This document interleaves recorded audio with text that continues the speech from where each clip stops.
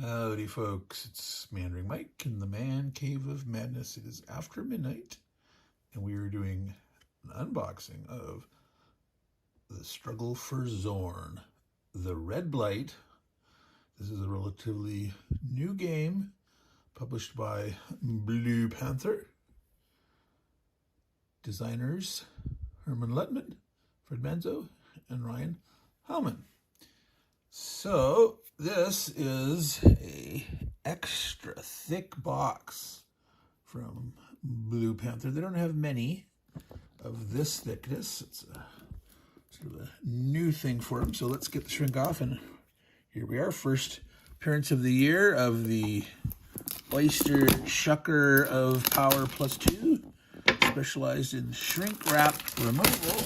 Now, of course, as usual, I prepped the box. All right, here now I'm going to well, let's see if we can zoom in and look at the back. Yeah, this is what I want to look at here. These bits of detail. 22 by 34 inch game map. Now, I ordered the one with the canvas map. There was an offer to get like the canvas map at the regular box price with the paper map. Or maybe it was only just $10. I can't remember. It was a discount, so I went for that. So there should be in here a canvas map, 231 counters, nice big size, 3/4 of an inch, not 3 1/4. Standees, playing cards, player boards, player aids, a game tracker, I assume like turn and maybe other kind of points or whatever, a rule book, 50 cubes of 5 different colors, 10 each, 13 dice, yes, 13, 3d6s, 3d8s, 3d10s, 3d12s, and 8d20. All right, so let's see here. Let's look at this corner down here for this other kind of information. Solitaire, suitability 10, flexibility 5, 1 to 5 players, so you can play more than one, but you can play with just one. 1 to 4 hours, ages 13 plus. So I'm not going to read the blurb on the back. Basically, the Red Blight, it's an evil entity with all its troops invading into Troll Valley. And there's the various houses of men. Maybe there's elves and dwarves too, I don't remember. But they're coming forward, launching a royal crusade to stop the Blight. All right, so fantasy game, evil. What more can you ask for, right? Let's zoom out. Not even more. And then take a look at that artwork there. No, I'm not getting a good angle, so I'm going to tilt this back up. And now I'll get a better angle. And now we zoom back in. And, well, it's just too much. I want to show as much of it as I can, but as close as I can. And now it's getting a little out of focus. I don't need to see their feet that way. Okay, there we go. All right, so this looks like a human or ghoul or lich type dude. You can see he's got a hood on. He's got blood dripping down. So YouTube, don't demonetize me. I'm not monetized anyway, but this is simulated blood. This is not a photograph. This is artwork. This is fantasy. YouTube, let people enjoy what they enjoy. Stop being so censorious. Now, this is pretty badass armor here. Excuse my French. No, badass. I'm going to say badass. It's okay. It looks like leather with nice spikes sort of strapped on top of some kind of plate armor in certain sections. Maybe it's just more leather. Who knows? Shield. Ooh, I like the skull cap knees. I should say skull kneecaps. Now, this is interesting. This is like a cross between an Ankylosaurus dinosaur, which is like the big armored turtle dude, but kind of dog-like. Because if you look, he's up farther. That's cool. That's curious. I want to find out more about that guy. All right, let's get inside. You want to see the inside. Enough of the artwork, please. All right. All those dice, all those cubes. Let me tilt this down a little, because now the focus is on the box and the contents in here. All right. Yes, many cubes. So 3 and 3 and 3, 3 and 1. All right. These are, I guess, the base for the standees. Cards with. All right, I'm gonna go ahead and tear open the plastic because, as you know, this is the first time I've said it this year. Plastibands. Don't use rubber bands. You could store them in these, but those might be hard to slide on and off. Plastibands. All right. So activation cards. All right, it's all the Red Blight activation cards. That's this whole deck. Events, Blight Waves, Farseer Champions Lead. I'm assuming that's lead, or is it lead? Farseer Champions lead or lead? You don't necessarily know. Crazed. Advance. Spawn. All right. Now, events. Die 20. All blightness connect movement, but will not enter house occupied areas. So this is like move. Everyone advances, but they do not combat. They don't go into occupied areas. So everyone else moves up.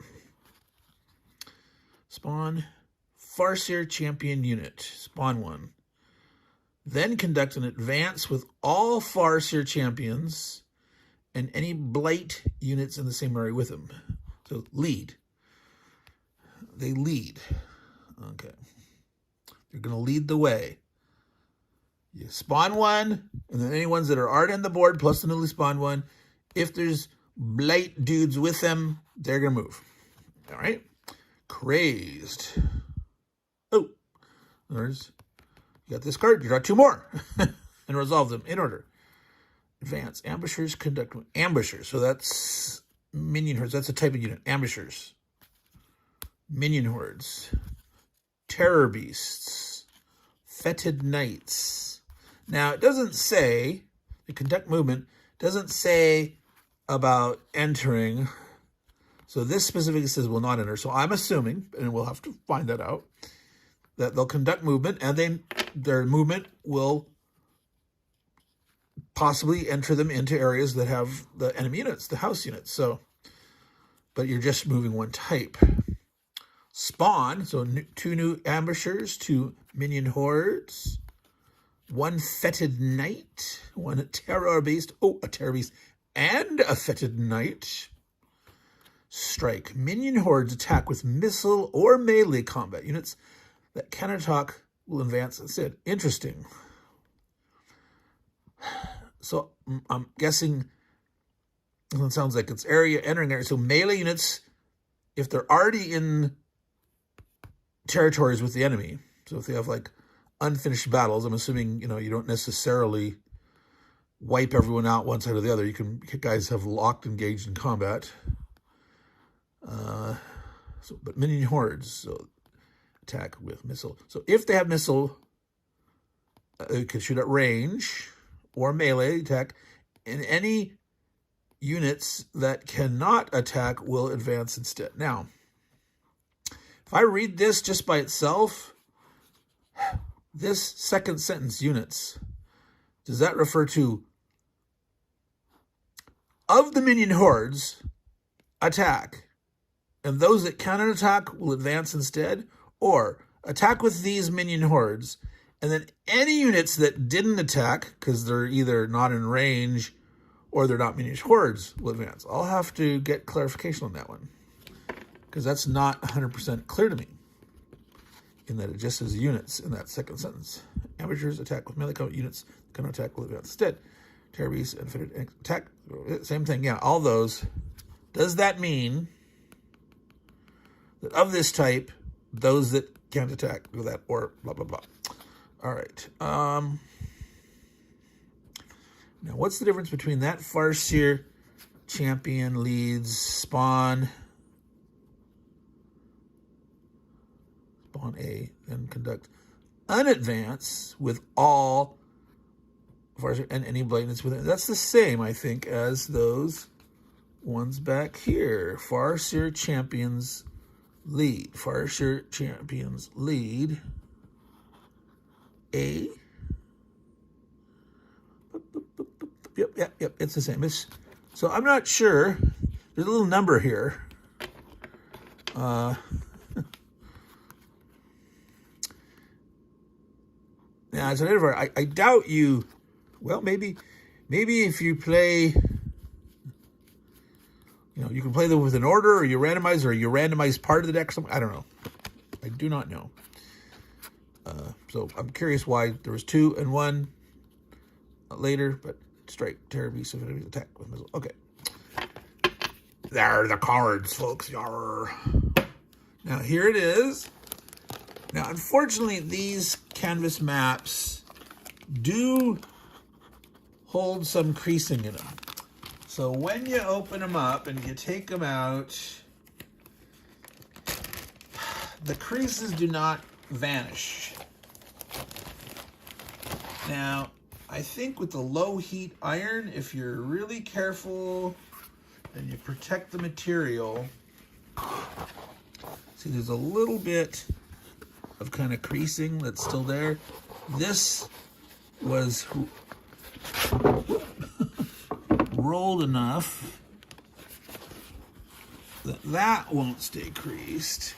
This part here will probably maintain a crease here. Wow, that does not want to stay. Now, obviously, I'm gonna I'll try to show you the map later. We'll juggle around and take a look. Let's look at the rest of the con. Okay, so spiral bound, which I'm going to say is a good idea. I'm going to zoom back so we can see this whole thing, and if we need to read some. Now, folded pages, saddle stapled in the middle is okay up to a certain thickness, a certain number of pages. It gets harder and harder to keep those with a crisp edge, all right? And in general, unless you are a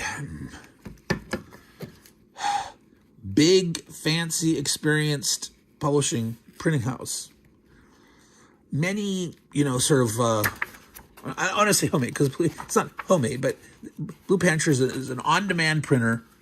As far as I know, they don't do like perfect bound books. I don't think I've ever seen one of those.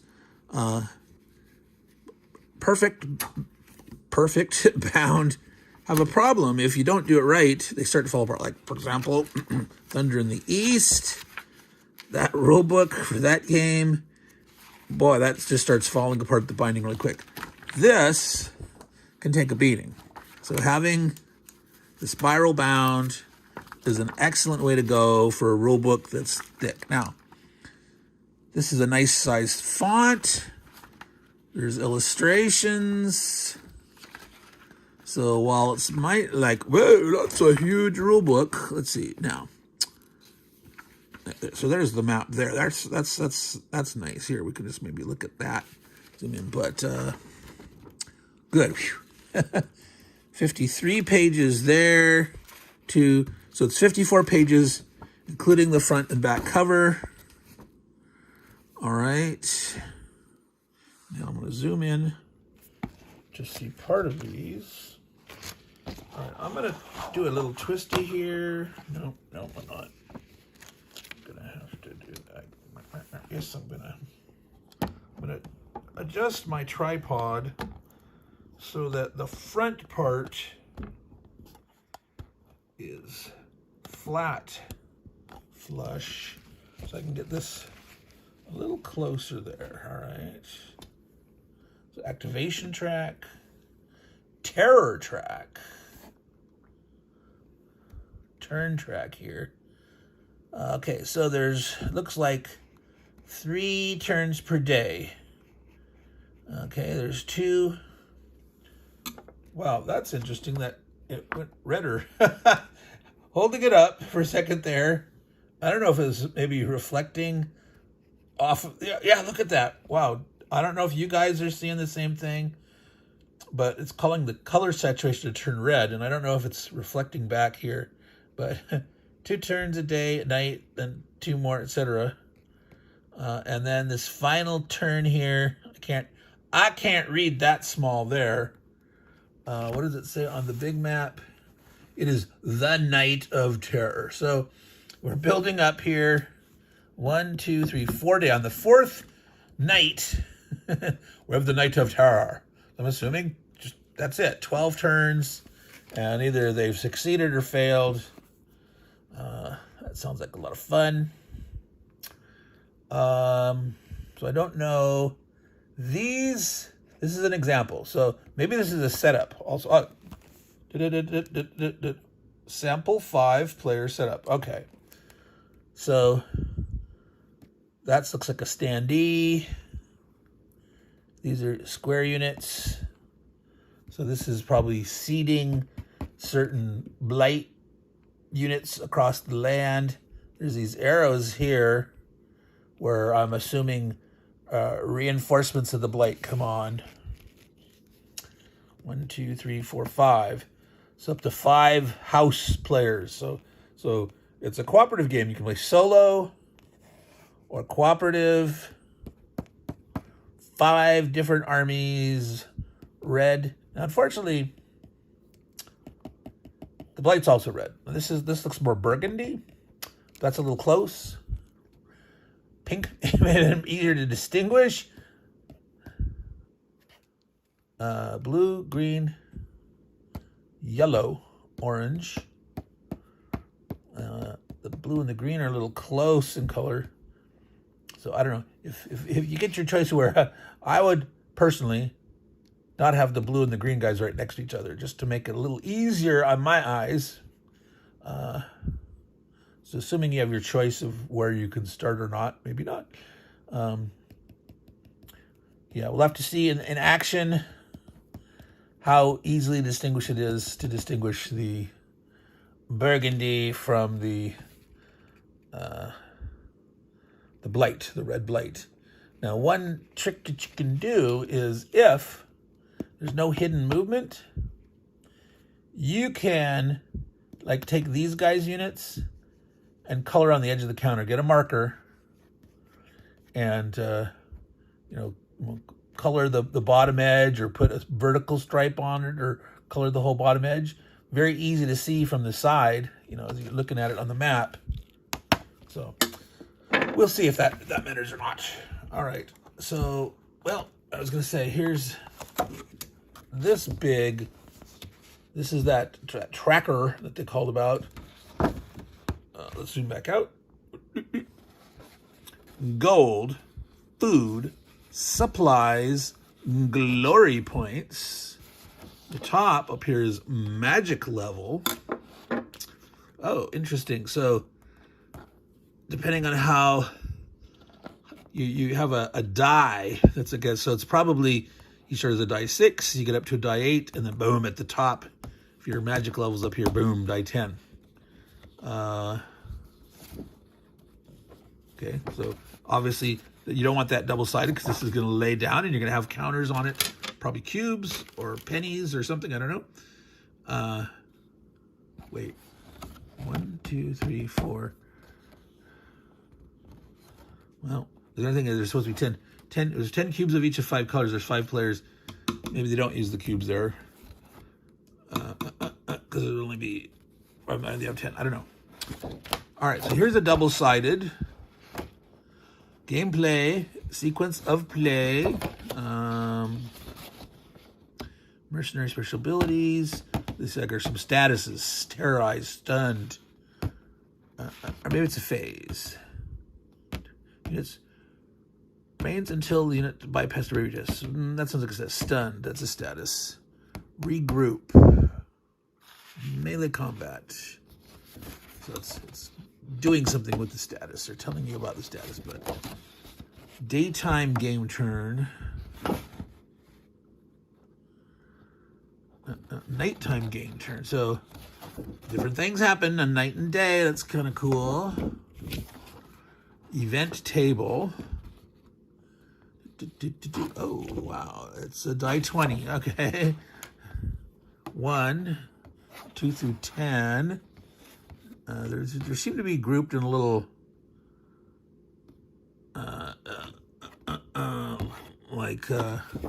sections.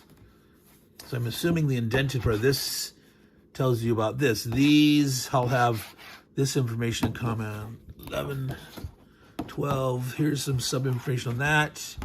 So that can only occur once per game. Cursed land. And then all these here. So, nice variety of random events. 20 of them. Well, yeah. Each one of those was 1, 2, 3. There's no number that's doubled up. So no, that's not true. 13 and 14. Council of War is the only one that's doubled up. It has twice the chance of happening as any other one. That one, and only that one, is doubled up. All right. All right, what do we have over here? This looks like the special ability of units. Okay, so those are tortoises. Can you see the spelling? So not tortoise, but tortoises. Ambushers, minion hordes, terror beasts, fetid knights. Oh, there's multiple kinds of farseers. I guess there were individual dudes. Vulcan, Medusa with Z's, Tor, and Zares. And on the back, the magic tables, mana blessing, spellcasting table. There's a bunch of artwork. Those look more like the good guys. 1, 2, 3. I guess each house maybe has a magic user, a lead sorcerer, wizard, priest, whatever. All right, that's my guess. You know me, Meandering Mike. Assuming you've watched my videos before, this might be your very first one. If this is your first Meandering Mike video, if you have come to the channel, please subscribe and like and comment, all that good stuff. But if this is your first Meandering Mike video, please comment and say hello. Say first time here. Hermann Luttmann's The Struggle For Zorn. Well, I shouldn't say Hermann Luttmann, Fred Manzo, and Ryan Heilman. Wow. All right. So there's the box. These are those player cards that they were talking about. All right. So it's interesting how they come in sections there. But since they're not all attached, this tells me that the sides and the centers are interminglable, that you can do different combinations of them. All right. Yes, House Remarque, House St. Bennett's. Over on the other side here, House Gerald and House Vandelay. All right, so there are 5 houses. Here's the 5th one. House Newman. Now, I have a slight issue with this font here. You can't quite see that very well. I don't like those super stylized fonts. I know it's very stylistic. It's very period. It's very medieval, fantasy, whatever.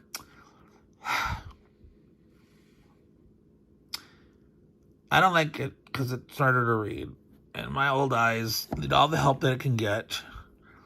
So I don't mind little fancy stylized fonts in small doses if they're easy to read. So all these fonts here, they could be made slightly easier to read and still have a fancy flavor. Like that M is easy, that's no problem. But like the H, this capital H, that, I don't know, could it be a B or a D? I know it's house. It's not mouse, it's not douse, you know, but that's a small complaint. Now, in general, this font is a little small. I know they wanted to fit it all on there, but I bet you, there's enough space vertically. They could have made it bigger, let it wrap more, gone to another line in each case, and that'd be easier to read. Because, you know, this font on the side here is bigger. They might not be able to get that big, but in between that font and that font, there's a couple options. So, if Blue Panther, at the behest of Luttmann, Manzo, and Heilman, ever decide to, well, they don't even have to make it. This is print on demand. They could technically update this data. They could do a back end update, and then when they start printing new ones, boom, it could start being there. So, just a thought, guys, that maybe increase the size of the font of this a little bit. It'll fit. I mean, you want to have a little bit of, white space, in this case, yellow space, in between, but there's room there to make that font a little bigger. My old eyes would appreciate it. Okay, so there's the standees, and these just look like units, I think. Fetid Knights, Vanguard Corps, Argonian Berserkers, Heroes, Death Riders. So I do not know. Fetid Knights, what kind of guy? If they're like the Vanguard Corps or those ambushers? I don't remember. Oh, these could be mercenaries. These could be, there was some reference to mercenaries somewhere. All right. We're working our way back to that rulebook. I know he didn't look very much at the rulebook. All right, so treasure, valuables. So these are the resolved treasure side. Casualty markers, stun. So multiple-sided blight activation. So that's the same thing. Yeah, here's the problem. What does that say? I can't read it. I think it says enchantments. Camp.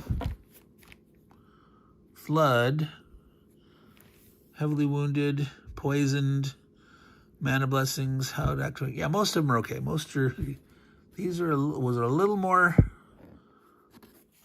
fancier font.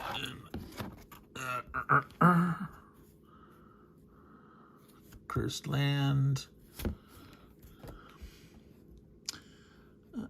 So there's 2 of these markers per house. Not sure what those markers go for. What you mark with those. Doom Aura, Glow Dome, Magic Bog, Earthquake, Fork Area Directional Even, Fork Area Directional Odd. I hope you don't mind reading upside down, do you? All right, so lots of interesting things there. All right, here we go. Tortoises. How do you pronounce it? Tortoises. I mean, normally it would be tortoises, but it's not the normal spelling of tortoises. You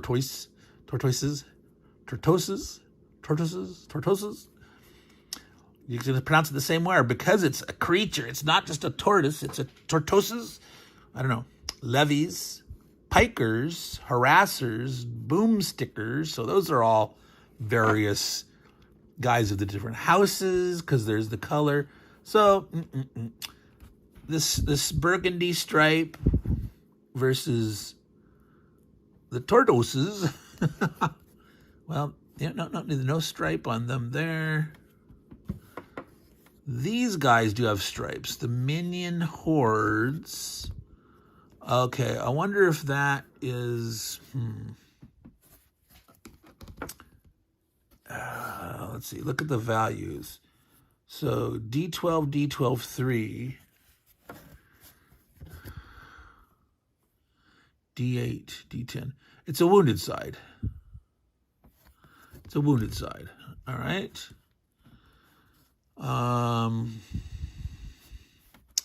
Burgundy versus the red. Yeah, no problem. No problem. I think those are distinguishable enough. Right? That burgundy versus these red. I don't think this is a problem.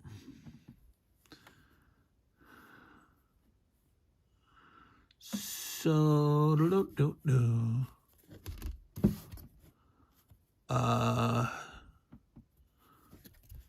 so I guess the tortoises, the turtle dudes, either they only have one step, one side.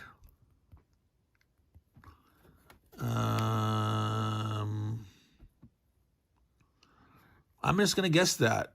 That this is their normal side.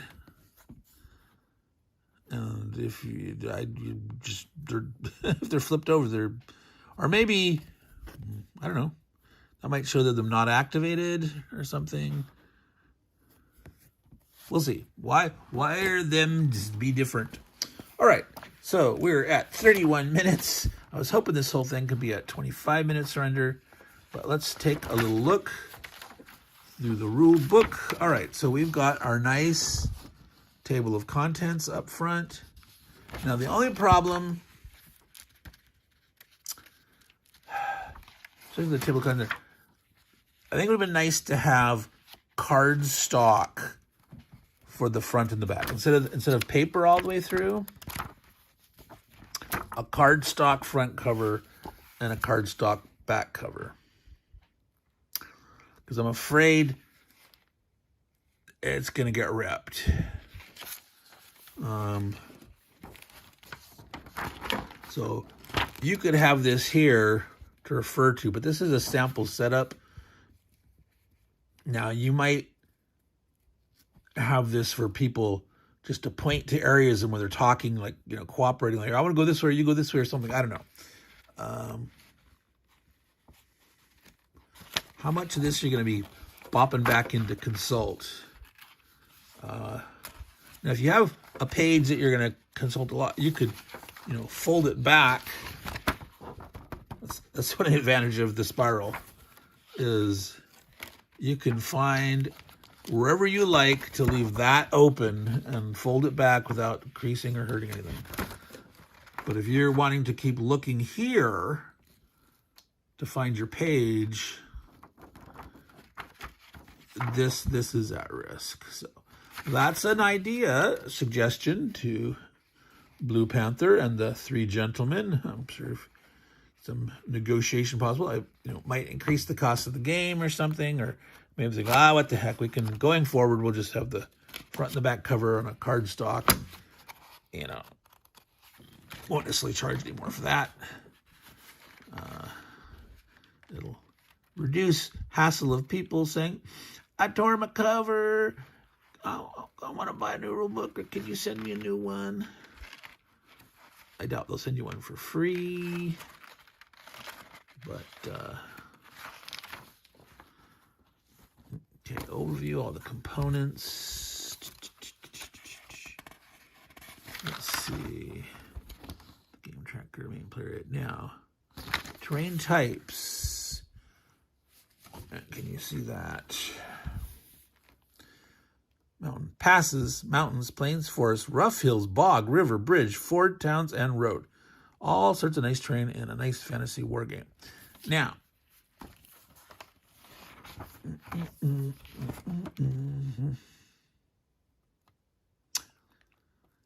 find mountain passes that enter the valley at the bottom of the map.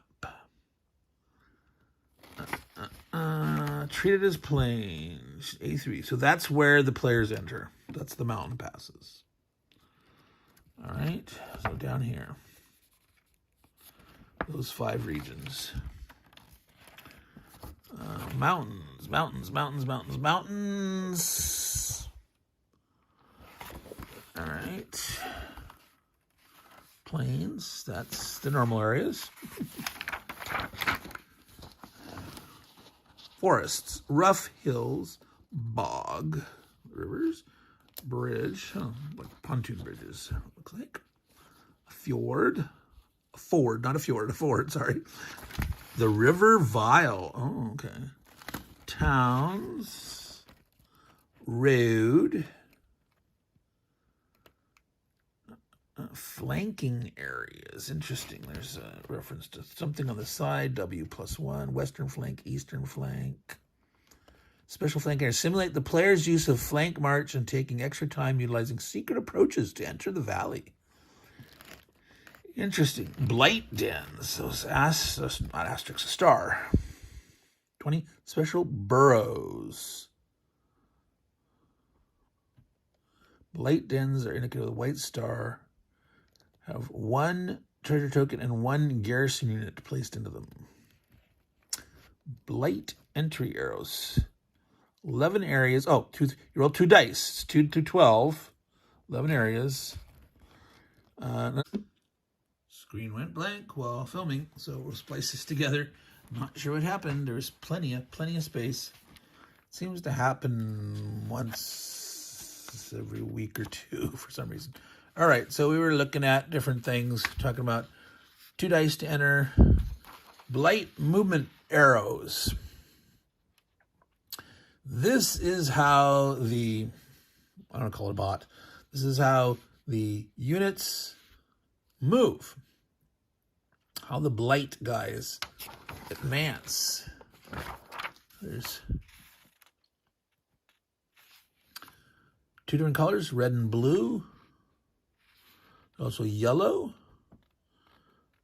Krollberg Gap forked area. Special area has 3 yellow arrows instead. Roll a die 6. Each separate Blight unit must exit that area, and the unit will use the yellow path corresponding to that number result. Otherwise, if there are 2 possible exit paths, there'll be, so if there's just 1, there's a red arrow. That's the way they move. If there are 2 paths, there's a blue and a yellow. And that's even or odd numbered path. Oh, we saw that thing on the tracker, the map up there. There was something about, or was it a counter? Odd and even. So depending on the status, you'll either move to the odd or you'll follow the yellow so it's interesting. There's these yellow, there was this particular area that you roll a die 6. Instead, there's multiple yellows here. So you follow the red paths.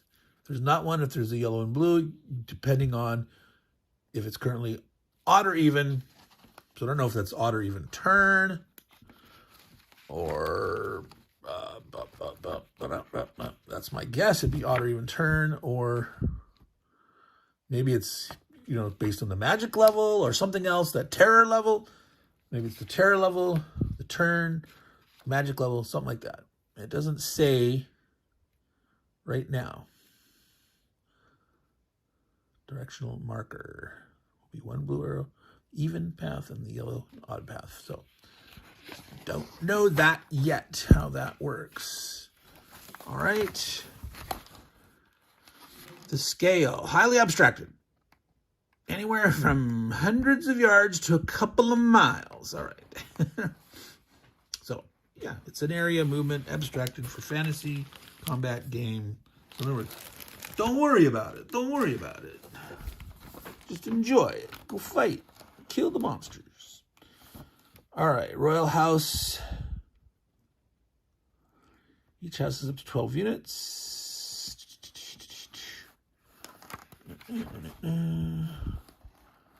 Looks like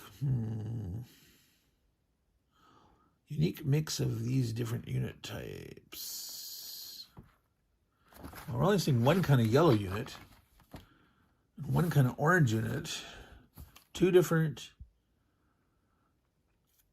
So I don't know if that's this is the definitive list or this is just examples. And each house can have multiple. All right, so if we're looking at here, for example, the yellows.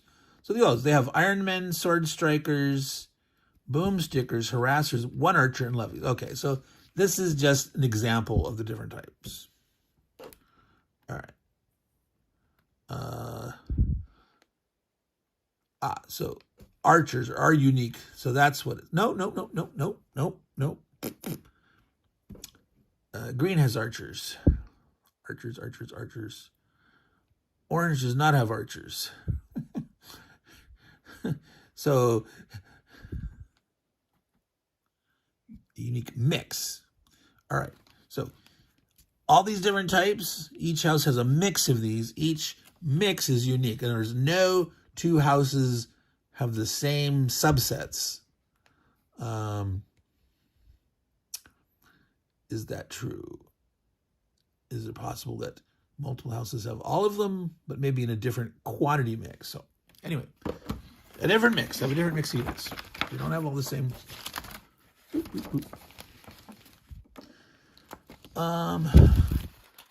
Let me look for anything interesting that jumps out and bites us, because we've been going for a while. But this is standard Meandering Mike. This is if your first Meandering Mike unboxing video. This is how I do things.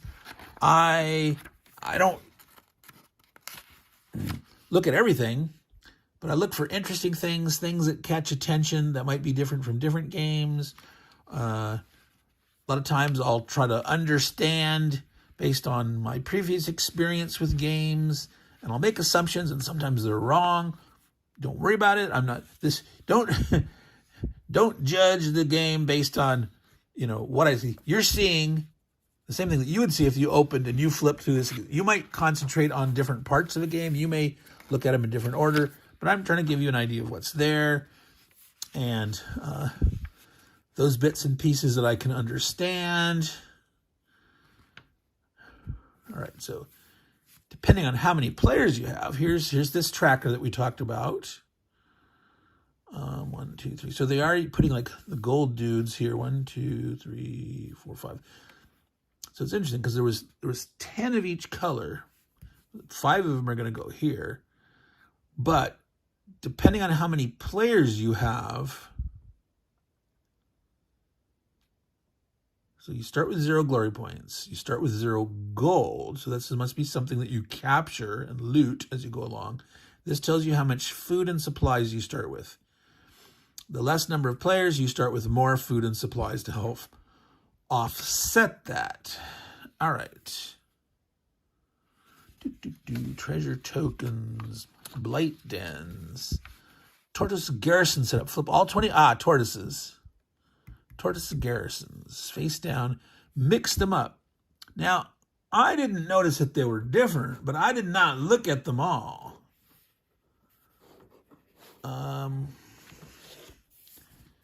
Here's tortoises, D6, D6, D8, D8, D10.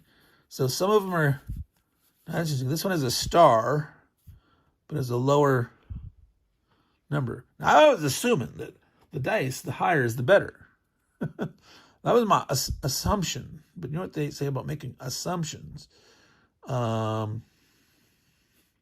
we don't know what the star means. Day 6 to 8, day 6 to 8, day 6 D10. Day 8 D10s, day 8 D12, day 8 D12, day 10 D10. See, I don't know what those two different numbers are yet. Did we see that and missed it? Did we pass by what the combat values are? Let's try to find that.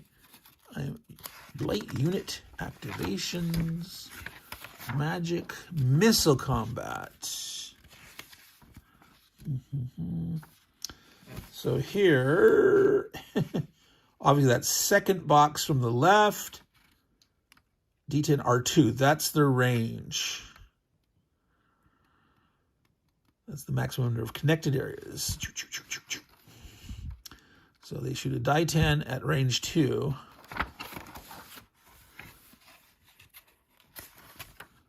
Melee combat. Show me the numbers. Show me the numbers. I must have missed it way back here. That's negative progress. Meandering Mike, what are you doing? Unit counters. Front. Battle worn. That's what they call the back. Battle worn with that stripe through it. The numbers went down here, at least for this guy. His number went down, down. So high numbers are good. And so on those Tortoises Garrison dudes, now again, we haven't seen yet the complete definition. Here we go. This is what we want. Yay. So I zoom in right here to this so you can read that close and good. Melee. Missile. Bravery. It's like a morale check. Movement allowance. All right. So melee combat, range combat. So boom stickers can only shoot one away. And then bravery, so some kind of morale check. And then movement allowance. There we go. There we go. All units have one or more special abilities. These are unique actions or modifiers. Reference the House Faction Board or Section U. Okay. Wow. Every unit has a special ability. Now, so that's probably going to take some flipping around figuring out at first. Once you've played it enough, then, upgrading dice. Dice, all the dice. Oh, die 3. Yep. Have rounded up. Upgrading. Dice can be upgraded by certain events or abilities. So use the next higher type of die. An upgraded die 12 allows player to roll a die 6. And the 2 dice are added together. Wow. Wait. Wait. An upgraded D12 is a die 12 plus a die 6. Let me zoom back out. All right. Then it said a die cannot be upgraded beyond an upgraded die 12. So you can't go to die 20. So I guess there's die 3s. There's no die 4s. None of those caltrop, spiky, tetrahedron die 4s. Ouch. So potentially there's a die 3, a die 6, a die 8, a die 10, a die 12. The die 20 is never upgraded to. So if anything gets upgraded, and I'm assuming that's some kind of a special thing, maybe a spell, something, and maybe you put a marker on a unit to show that it's upgraded and would be using a higher die. And if you're upgrading a die 12, it's a die 12 plus a die 6. That is a huge bump, my friends. That is a huge jump because each one of these from a die 6, die 8, it's 3.5 average, 4.5, 5.5, 6.5 average. You go from a die 12 to an upgraded die 12. Instead of going up one average mean value, you're going up 3.5. You're going up from an average of 6.5 to an average of 10 total on a die 12 plus a die 6. That is boss. All right. So we were thumbing through. There's so much here. So much good stuff here. So far, nothing seems particularly complicated. It's just going through it, learning what's there. This looks like a stacking limit here. Up to 10. How many units? Area unit capacity. Yes. Cannot exceed at the end of your move. Temporarily during. And remember those quote-unquote mountain passes? That's really the staging area down there. So normally you'd say, wait, a mountain pass can't have a lot of dudes in it. Well, these mountain passes represent the mountain pass and the areas behind it, the staging areas. Okay, so don't worry about that. That makes sense given what this is. It's not a narrow mountain pass where normally, not very many units could fight. That's the staging area of the moving into the valley, the mountain passes. Okay. Plains, towns, rough hills, forest. Ooh, only 2 in the forest. 1 in the bog, bridge, or ford. Wow. Mountains and rivers, no one can enter. That's a special ability.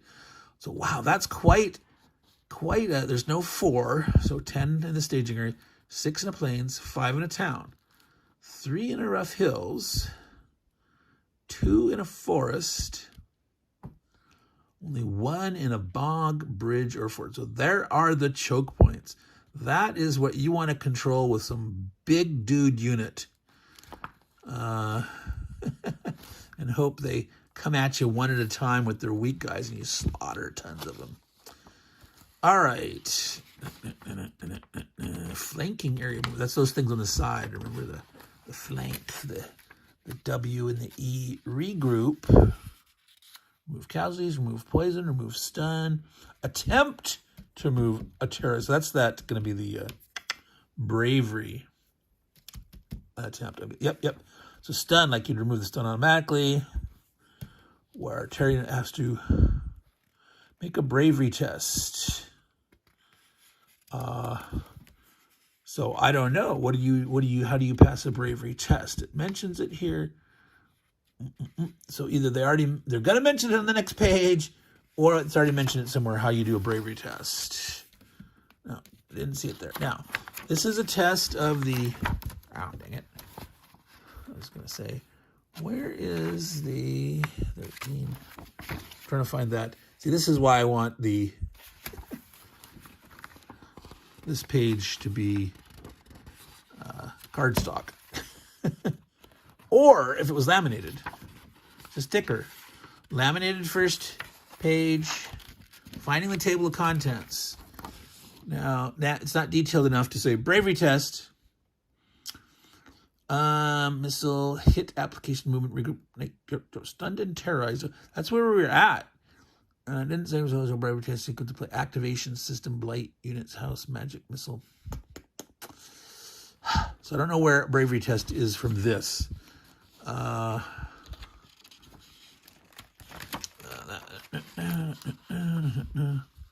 So that's something I'm going to have to find later. I'm not going to treasure. We're sort of going backwards, forwards, backwards. Stunned and terrorized. All right. So here it's going to tell us how to do a bravery test. Well, will it? Keeps the marker. Let's force take a bravery test for any reason, including it passes that test.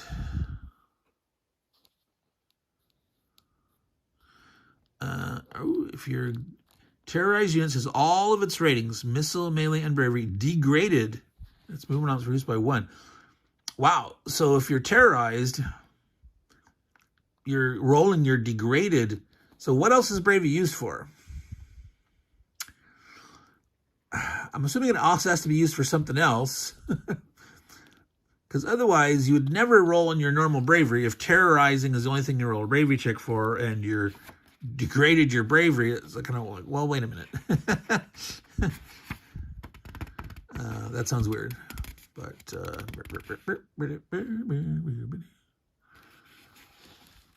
that's just probably some spells or something. Some roll a bravery test or retreat or something. Or maybe in the first place, you're trying to resist your terror. You're rolling against your bravery, and if you fail, you're terrorized. And then now that your bravery is degraded, and it's going to be harder to break out of. It did not say so. Tests somewhere in here.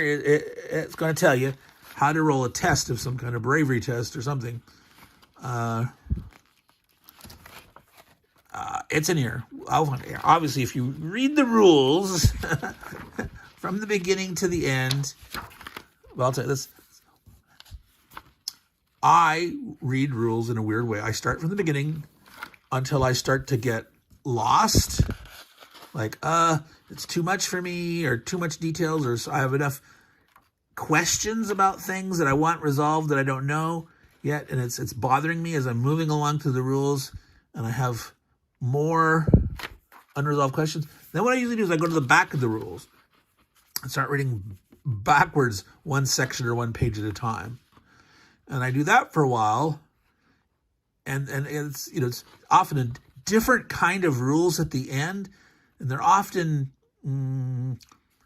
more succinct bits of specific detail, but I can usually hold them in my head easily.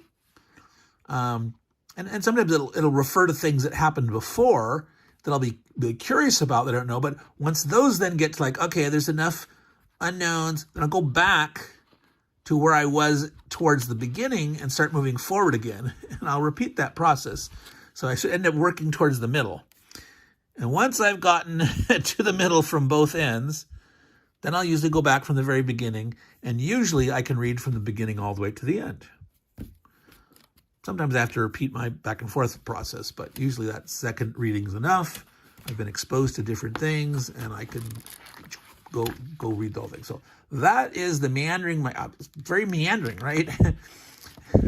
I don't recommend that for anybody unless you get stumped in a rule book and sometimes feel like it's hard to go forward. Give it a try. Maybe flip to the end and just read some of the stuff at the back, working your way backwards, and see if that helps refresh you any or not. That different approach. I'm going to call it quits here, folks, because we got another 20 minutes on the clock. We're going to splice it all together. It's going to be a long, old unboxing. Entrenchments, camps, resources. I want to zoom around the map a little bit here. So for that, I am going to need to set some stuff aside. Probably going to go into rickety camera mode where I'm going to hold the tripod, my little Manfrotto Italian. Oh, come on. All right, we're having a problem.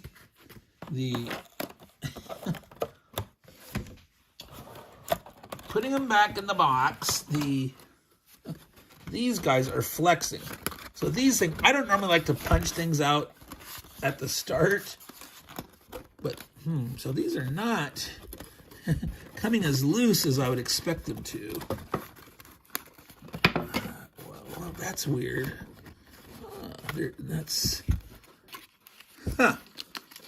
Okay, there's actually a... Yeah, you're gonna need to, sir. Yeah, you can get that a little bit. There's this... There's a weird frame of the rounded ones, but I guess they didn't want them flush right against each other with one cut. So they actually have this bit, this strange part of the counter frame or sprue. Some people call these frames, some people call them sprues. I don't know if technically a sprue is only for plastic, like plastic models, miniatures. But many people have called these counter sprues. So, I don't know. What do you do? Do you call them sprues for counters or frames? I mean, the whole thing's a counter sheet to me. But there's the counters, and then there's the sprue. All right, so these guys here, for some reason it was going in at an angle. I wasn't able to get that one back in the box straight. All right. So what I want to do is try to, let's see if I can, there we go. I don't want to crease it. All right, come on, go back. No. All right, there we go. If we zoom out. All right, so obviously down here, there's those things. There's down here, a train key. And yes, this is praiseworthy terrain key. As you can see, you're telling the type, you got the picture, the name, the unit capacity, the combat, some combat modifications. So all that stuff on a quote-unquote terrain effects chart, it's all in one place. You can see it right here in the map. easy to read. Now over here, it's a key. This is a key because there's not combat stuff. This is like, well, that's a blight den. That's a path. It's an arrow. There's different colors, but that's the entry. That's, you know, the roll the number. How many units? One free road area per movement. So if you're moving along a road, you can get one extra staying on the road for only 1 unit capacity. Yep. Missile combat area protection. Okay, so when you're getting shot at by missiles, you have a defensive value. So, you know, in a town is 6, that's good. Bog 3, ford 3, that's not good. Plains is better. So bog and bridge and ford, you're there, you're pinpointing, you only have a 3. You have limited mobility. Where the forest is a 5, the rough hills is a 5. You got a lot of cover, things you can hide behind. Even the plains is better than those other ones, though. So you don't want to get caught in the ford. So defending there against melee, nope, melee combat protection value. Forest and hills, +1, +2, +3 in a town. So only if you want to try to do a choke point type thing. You're not going to get any bonus. You're vulnerable to missile, but if you could potentially hold off a bunch of ground dudes. So if a bunch of strong melee dudes are coming at you, you could stuff 1 unit into a ford or bog area or bridge area to try to slow them down if you've got if yours is bigger, you know, but you're not getting any defensive bonus and you're vulnerable to missiles. So there are maybe some cases where that might be of use. All right. So now I need to talk about at some point, I'm going to start doing some more design discussion in 2024, talking about some of my old designs that I worked on way back in the early mid 80s, sometime after Mark McLaughlin's War and Peace came out. I was using the Counter-Strike, and that's why I know the timing. I was creating a game, a fantasy game, orcs and trolls and goblins versus elves and dwarves and men, that was a solo game where it was on a hex map, but you had, it wasn't arrows, it was dotted paths with numbers to roll where the guys would come down. So this is very nostalgic and cool to me, right? So excuse me. So I'm looking forward to playing this to see how this, I never finished it. I was only in prototype stage and all that, but I remember setting up these pathings and figuring out, you know, and the men didn't have to, the elves, the dwarves didn't have to move on the paths. The bad guys did, except for some of their, like Uruk-hai, they could stray off the path, you know, whereas your normal orcs would go down the path to fight and attack things on or next to it, where Uruk-hai could range out 2 hexes and go attack the free peoples, the free allies, whatever. You know, it was half based on Lord of the Rings and other stuff. But anyway, Meandering Mike, meandering, but reminiscing about that. So somewhere I think I have that map. I do not have the rules that I had created, but well, actually I had created a couple versions of the map, so I don't know. I think I have at least one of them. But yeah, I'll need to do that. So let's go back here, finish taking a quick look here. I'm going to zoom in and look at parts of this stuff. So these were these, what do they call them? Blight dens or lairs or whatever that tortoises sit. And I think they mentioned something about treasures or something. So potential things that start on the land that the good guys, the houses, could go in and try to raid and kill those and get goodies before the the oncoming blight. Well, let's see. Let's zoom back out. Let's go zoom way out. I wanted to look at. All right, so here, this is 12. Can you see that one over there? So that's 12. You can see that. And here's 2. So rolling dice. 2, 3, 4, 5, 6, 7, 8, 9, 10, 11, 12. So these are way outliers. On 2 dice, it's a 1 in 36 chance each for these. 2 in 36 chance each for these. 3, 36, 4, 36, 5, 36, and then there's a 6, 36 chance, and 7. So 1 in 6 of all rolls, rolling 2 dice, is a 1 in 6 chance of rolling a 7. Now that's not very likely, but it's the most likely outfit, right? So there's 1 in 1, 2 and 2, 3 and 3, 4 and 4, 5 and 5 and 6. So rolling a 6, 7, or 8, that's quite likely. That's 5 plus 6 plus 5. That's 1636. That's more than 1/3 chance, right? 1236. Now 50-50 chance is 1836. So it's in between there. It's a little bit less than 40%. Or no, a little more than 40%. 40, 36, 12, 24. Yeah, a little less than 40%. So most of it's going to be here up here at Trollberg Gap, around here, but those occasionally outliers. So as blight invading dudes come on, it's more likely up there, but some will come down here. And here's what they were talking about: E plus 1. So that's east plus 2, east plus 3. So you can go off the edge of the map. They call that flanking moves.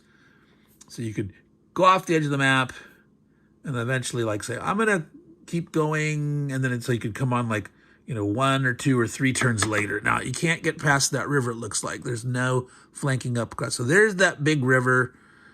So I don't know, to win, do you have to go up there and take Trollberg Gap? Is this do you have to defeat evil, or do you have to survive and not let them overtake too much other stuff? So that's one thing I don't know. We'll find that out later.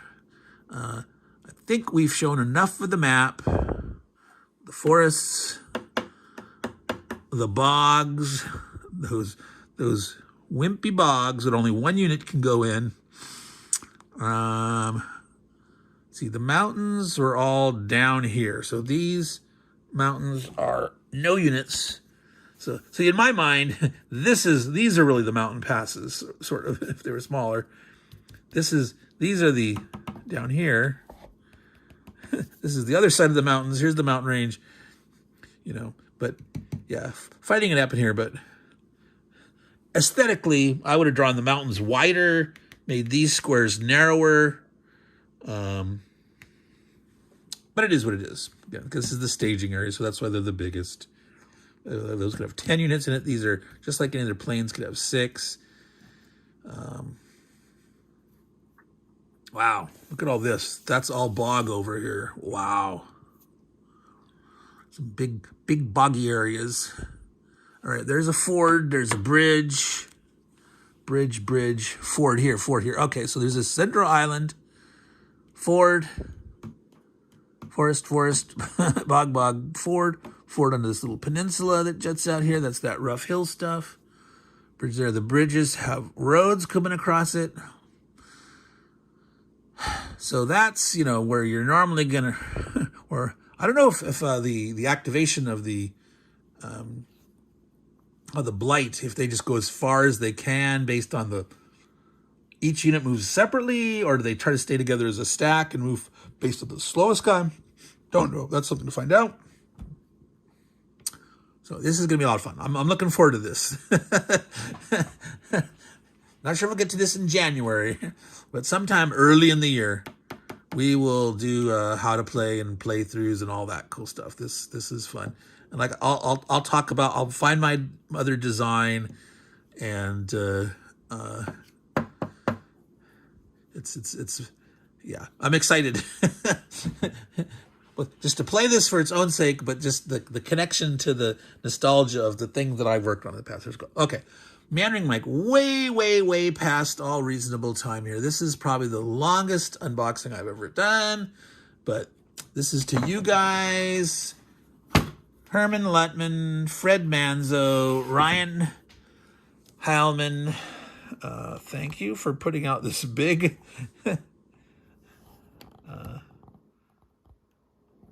It's a monster game. There are monsters. It's not a monster game in that war game or traditional sense. It's not a small game. There's a lot of components and pieces to it, but not any more so than many other games in there. You got a lot of dice. You got cubes. There's like 10 cubes per thing. There's different dice. That's fine. The basic unit counters. There's 230 counter, but this is the armies right here. No, there's got to be one more, because no, that's 5. There's the 5 houses that had what, 12 units each. Yep. This is the base dudes. Are there any more? There were some of those special dudes on like mercenaries and fetid knights. There's a couple of fetid knights here, but yeah. So this is the whole for 5 potential player slots and the Red Blight and all that. That's not too bad. So yeah, it's a monster game, but it's not a monster game. Okay, a lot of fun. I'm trusting. I'm banking on it. I'm betting on it. This is gonna be fun. All right, Meandering Mike, Man Cave of Madness, way after midnight now. Take care, y'all. Ciao, and watch out for the Red Blight.